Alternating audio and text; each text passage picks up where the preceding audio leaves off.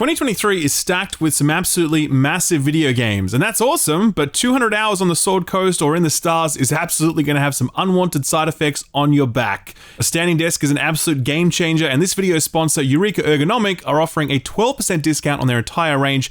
Click below to check it out or stick around to the end of the video to learn more. Alrighty, I finally get to reveal one of the reasons I'm currently in LA, and it's this. I got to play Spider-Man 2, and let me absolutely shock you by telling you that it's a damn good time. First things first though, we'll do the particulars. I was invited by Sony to attend this event in LA. They did not cover my flights or accommodation. I paid my own way for this trip, which is what I always prefer to do when I can. This is not a sponsored video in any way, shape, or form, but I will admit one notable bias. I love me some Spider-Man.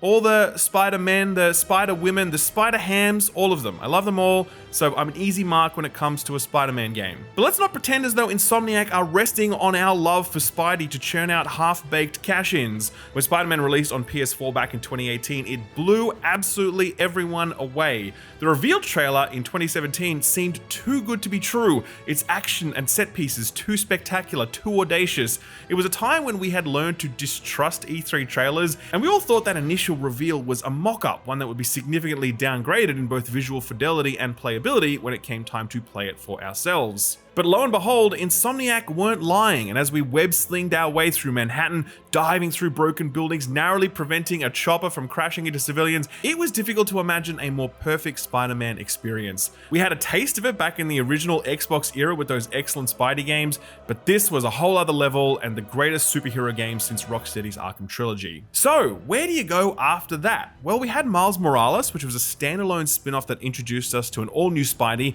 It was smaller in scope, it brought some really nice visual uplift owing to the fact that it was a PS5 launch title. There was some new combat stuff in there owing to Miles's electricity charged repertoire, but the heart and soul of it was Miles, his family, his struggles as a teenager, and what it meant to be another Spider-Man in a city that already had one. So that brings us to Spider-Man 2, but it also brings us back to that previous question. Where do you go next? Where do you take this franchise that was already offering these incredible set pieces, top-notch superhero combat, a massive city to explore, and not one, but two Spider-Men? Based on my 2.5 hours hands-on with the game, the answer to that question seems to be something along the lines of more and deeper. When it comes to more, Spider-Man 2 is absolutely more Spider-Man. It's not only Manhattan, but now it's also Brooklyn and Queens, both of these areas providing all-new window dressing for suit-on fisticuffs or suit-off drama. It's an all-new suite of villains, including Lizard, Kraven the Hunter, and Venom, the identity of the person under the symbiote shrouded in mystery. It's also a new wingsuit, providing an all-new way to traverse the city that is almost as fun as web-slinging, and it's also a more dazzling set-piece spectacle, the likes of which few games or even movies can match. On the deeper side of the equation, combat is given new depth through a massively expanded suite of abilities, either through gadgetry or through Peter's symbiote suit, as well as through the inclusion of a parry mechanic which allows you to fight more aggressively than ever before. More interesting than that though is the deepening of these characters and their story. Peter's looking to navigate the next phase of his life as his friend Harry re-enters the picture. Miles is still driven by the loss of his father, eager to do what he can to bring those responsible to justice, while also graduating high school, watching his friends take clear next steps towards things like jobs or college, while Miles buries his head in spider problems. Most interesting of all, Pete and Miles are now a team, but their natural camaraderie is threatened by Peter's symbiote suit, bringing out a side of Peter that has little patience or desire for teamwork.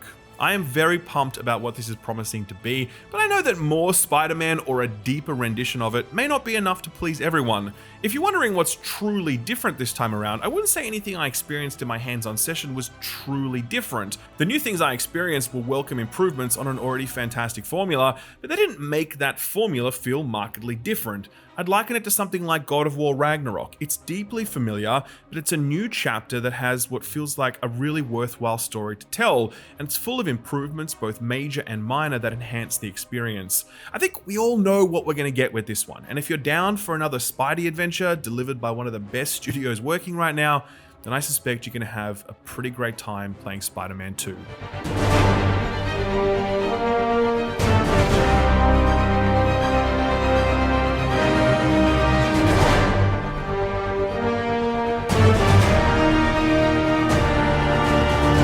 Spider-Man 2 is a direct sequel to the events of both Spider-Man 1 and Spider-Man Miles Morales. I won't spoil the major events in those games, but suffice it to say, stuff goes down that leaves a lasting impression on both Spider-Men, and no small part of the setup for this game is about processing the events of the last. My playtime began a fair ways into the game. Pete had already got the symbiote suit, for example, and our Spider-Men were already level 25, but even then the game was still making regular reference to the events of previous games.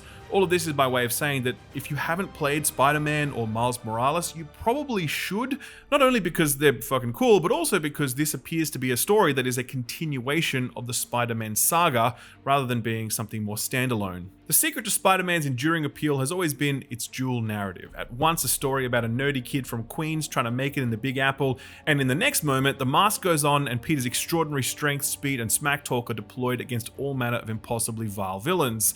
That tension between these two personas has always resulted in the best Spidey stories, and Spider-Man 2 looks to continue in that tradition. For Miles, this story manifests in that more classic high school era version of Spider-Man mythology. Miles is graduating and he's thinking about what comes next, or at least he should be doing that. He's finding it difficult to focus on his Miles persona when the bad guys are roaming the streets, including some involved in the death of his father. He might be able to push all of these IRL concerns aside and just focus on Spidey stuff, were it not for his friends, who themselves are moving forward with their lives, while Miles is stuck in this holding pattern, and his mother is urging him to put aside his past and focus on his future. Okay. It's just a lot right now. So much to take care of in the city. Super stressed about my college essay. Pete's busy doing other stuff. And Lee's still out there. Doesn't that bother you? One thing you might have noticed in this scene are the improvements to facial animations. They were no slouch back in the previous games, but they've definitely taken a step up here in Spider-Man 2, and coupled with the always excellent performances of the voice cast, there's a very strong foundation for a good story well told. Speaking of always excellent voice performances, Yuri Lowenthal returns as Peter Parker, and he's once again crushing it. Peter is going through his own challenges as he navigates adulthood, his relationship to MJ, and the return of his best friend Harry. But by far the biggest struggle Peter's facing at this point is the symbiote suit. We were dropped into this point in the game where Peter already had the suit, so we don't know how he got it, but we can definitely see how it's impacting his personality. Peter is not his usual self, abandoning his typical restraint. Remember how he'd web foes that he yeeted off buildings so they wouldn't die?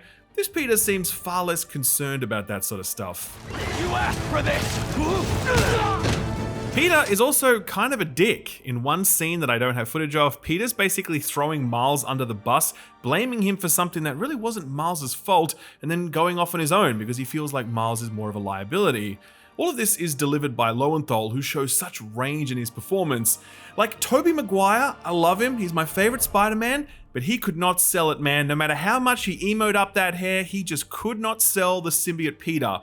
Lowenthal is 100% selling it, and this whole setup from the characters to the villains to everything just seems so perfect, and I'm totally into it.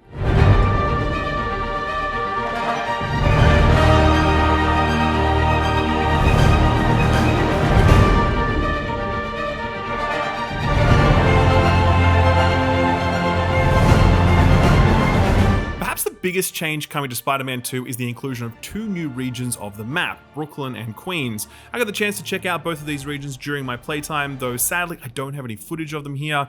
Brooklyn is less impactful as you move through it. It's kind of like mid-rise locations similar to what you see in various parts of Manhattan. Still, being able to web sling or web suit across the Brooklyn Bridge is a kick, no two ways about it. Queens is a totally different story. It definitely looks and feels very different. It's suburbia in large part, cut grass and cul-de-sacs and white picket fences and all that. The fact that there aren't a plethora of high buildings to swing from really changes the way you move through this space, and you'll be far more reliant on ziplining and the wingsuit. At the end of my session, I got the chance to sit down with the game's design director, Josue Benavides. I asked him if these new areas were meant to offer new gameplay experiences and loops with distinct activities only available in each of them. He said not so much. The main focus was on what I mentioned earlier, elevation changes and visual setting. It's cool to see Spidey throw a bad guy through a white picket fence, and you don't get to do that in Manhattan, but you do get to do it in Queens. Still, I think it would have been interesting to see these new locations offer up more than just a change of scenery, perhaps a range of of unique enemy types or side missions that only appear in one location and not the others, making use of the setting to offer experiences that you can't get anywhere else. Maybe that stuff is there, but I just didn't see it in my hands on time. We'll find out at launch, I guess. More broadly, all locations have a very different design ethos when it comes to how different activities are brought to the player's attention. Previously, you had to spend a lot of time in your map, finding and highlighting waypoints so you could head towards them. Here in Spider-Man 2, Insomniac's really focused on visual cues that draw the player's attention without needing to open the map. Missing spider bots will emit a massive, colorful pulse that you can see from a distance and track them when you get closer. A cluster of ravens hunting drones may be circling high above a building, indicating some no good nicks up to, no good. While you swing high over the streets of Manhattan, the camera will pivot towards the scene of a crime in progress, allowing you to quickly change course and intervene. It's a really simple but powerful change. It's the sort of thing that makes you wonder why it wasn't like this all along, and honestly, I never once had to open my map while I was playing, as I could just rely on what I was seeing to guide me to the next major or minor objective. As with most games, other than, EVE Online or whatever, the less time spent in the menu the better, so I'm a big fan of this change. I'm also a very, very big fan of the new web wingsuit. While you're in the air, a quick press of the triangle button will see both Miles and Peter throw open their wings and begin to glide. It feels fantastic. It's not just a smooth, effortless glide, by the way. You can actually feel the wind resistance knocking you around, so you need to subtly steer yourself this way or that to stay on course. That's especially the case when you drop into one of the many wind tunnels you'll find, which give you a huge burst of speed to the point where it's legit tricky to stay in the tunnel and hit all the loops. Tricky in a good way though, the sort of tricky that makes you feel like you have to pay attention when you're wingsuiting, rather than just pressing the triangle button and dropping into some cruisy auto drive. That's important because the act of web slinging is the same sort of thing. It requires you to pay attention to what's around you, timing the moment when you shoot that next web out, combine different move sets to maximize your speed. Flying with the websuit isn't as mechanically deep or fun because there's simply no better form of traversal in existence than web slinging, but it comes pretty close, and paired with the new low-rise geography of Queens and Brooklyn, this is an addition that is as useful as it is enjoyable.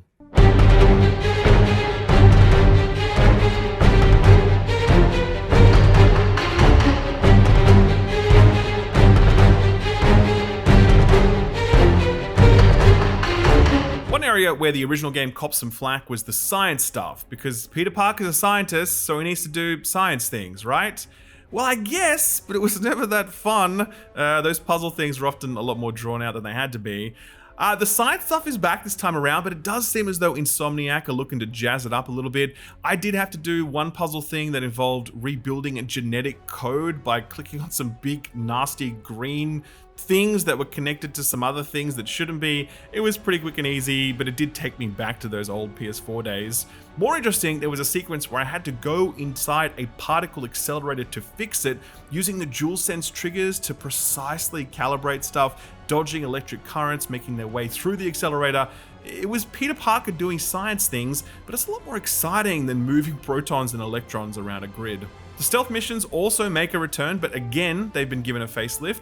The one I played through was as Miles, or more specifically, a little spider bot that Miles was controlling. He had to sneak into an art gallery to turn the security system back on, all the while avoiding goons who would quickly stomp on the bot were they to spot it. It was, again, simple stuff, low stakes, very easy, but it was a nice pacing mechanism that breaks up the web slinging and the brawling. Are these going to be your favorite parts of the game? Almost certainly not, but I think you're also going to be glad that they're there, as they provide a better rounded adventure than if we were just, in the suit the whole time beating up bad guys. What probably will be your favorite part of the game though is the combat, which has seen some significant changes from the first games. The biggest thing I noticed was just how many abilities there are now. Both the left and right shoulders are used to prime your ability selection, so in combination with the face buttons you can have up to 6 abilities bound at a time. There's a mix of suit abilities and gadgets with different ways to upgrade each in the game's skill trees. All the abilities are on really short cooldowns, made even shorter by playing well, so the more you dodge, deal damage, or parry, the faster those abilities will recharge. The framing of each of these abilities is unbelievable, particularly for Peter in the symbiote suit. The way the camera pans over his shoulder when he does that focus punch thing, or the way it pans back when he grabs a whole group of enemies and yeets them into the air before smashing them down. Spider-Man 4 felt like it delivered incredible Spidey spectacle. Miles Morales took it to a whole new level with the framing of its action. I don't know how they did it, but Insomniac have somehow found a way to top themselves yet again here in Spider-Man 2. Craven was smart to stay home! Taking the shot!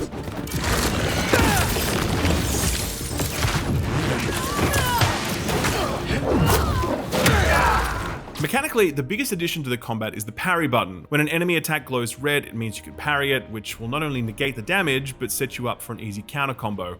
It's a very, very generous parry window. Like the rest of the game, the focus is on making you feel like a badass spider person, so Insomniac were more than willing to give you a few cheeky animation frames grace in order to get the job done. But even despite this, I will say that I found Spider-Man 2 to be a lot more difficult than the previous one. Maybe I was just out of practice since the preview slice dropped us in at level 25. Yeah, man, I definitely got my ass kicked more than once. Enemies seem to be a lot more relentless, more aggressive, and failing to notice that red attack warning definitely sent me back to the checkpoint more times than I would care to admit. I liked it though. I was initially worried that all of these new abilities and this parry would mean the game would be more mindless, more easy, making an already strong superhero even stronger. From my initial impressions, it seems as though Insomniac have upped the difficulty to keep you on your toes, and overall, combat felt as fantastic here as it did in the previous games.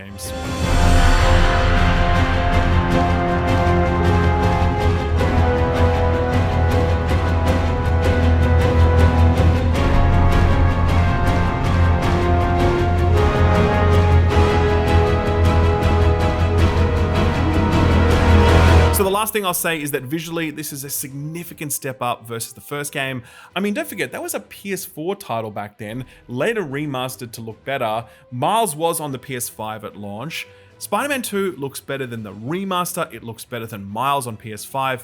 It's just better. From the moment the demo began in this church scene, I was immediately impressed by the textures, the lighting, the slick effect on Peter's symbiote suit, the facial animations and detail. When I hit the streets of New York, you can immediately see how much more crowd density there is at street level and how much more detail there is in the architecture of every location. This is a really fantastic looking game, all of it running utterly seamlessly, no bugs or glitches that I encountered, no frame rate issues, no loading screens except when I die, and even then they were just like a few seconds each. Insomniac are not only incredible writers, gameplay designers, and cinematographers, they're also technical wizards, and Spider-Man 2 looks to be yet another showcase of their technical chops. So I had a great time. 200 bit hours with this demo absolutely flew past, and it was just great to be back. And I'll say this to finish. I know that in this day and age of discourse, there's always that kind of bad faith question or analysis of sequels that try to prove as though anything reused or even remotely similar is proof that a game is just a lazy cash-in and it should have been a DLC or whatever. People said it about God of War Ragnarok, and that ended up being one of the greatest games released that year. They said the same thing about Tears of the Kingdom, and that game is a straight up masterpiece, and I will fight anyone who says otherwise. Spider-Man 2 is absolutely more Spider-Man, for sure, no doubt about it. It is very familiar from its characters to its setting to its core mechanics and beyond. This is a continuation of a story that looks to deliver ideation and improvements on the game's core elements.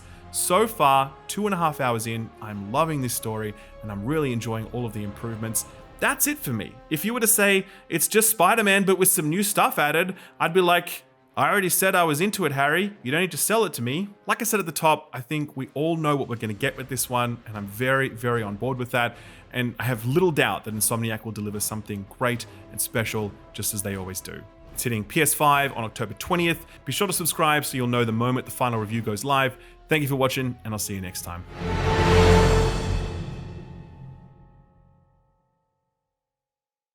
Okay, so Baldur's Gate is incredible, and you're going to want to drop at least 100 hours into it, but guess what? When you're done with that, Starfield is right around the corner, and that's another 100 hours, probably.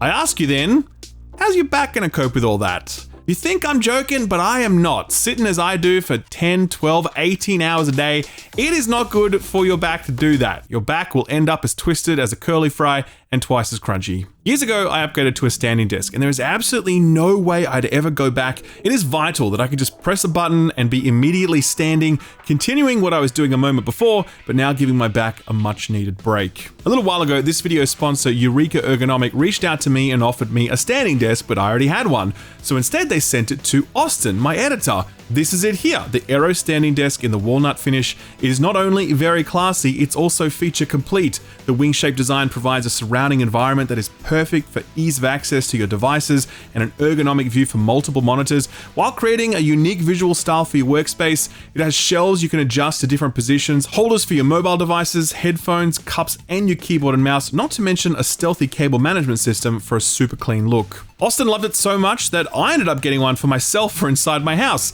and now when I'm working at home, I can be just as comfortable as when I'm working from my office. That's not the only standing desk they have though. Their GTG L60 Pro standing desk features an RGB inlay that is fully customizable if you want every inch of your setup to sparkle with that RGB finish. The U71 prioritizes space, giving you a huge amount of room for monitors, equipment, and more. My favorite is actually this one, the Arc Premium standing desk, which is so stylish that it could fit in any room. If you're space conscious and want a really nice looking standing desk that wouldn't look out of place in your lounge room or bedroom or whatever, then this is a great option. There are plenty more options, not to mention Eureka Ergonomics' huge range of beautifully designed, feature-packed furniture, from ergonomic chairs to storage accessories and so much more. So take a look at their website, see what you might like, and if you want to grab anything, then you can use offer code SKILLUP for 12% off your purchase. The discount code will be valid for the next month only, so get in quick. That's 12% off anything at euregaergonomic.com. Thanks Eureka Ergonomic for sponsoring the video, and thank you for watching it.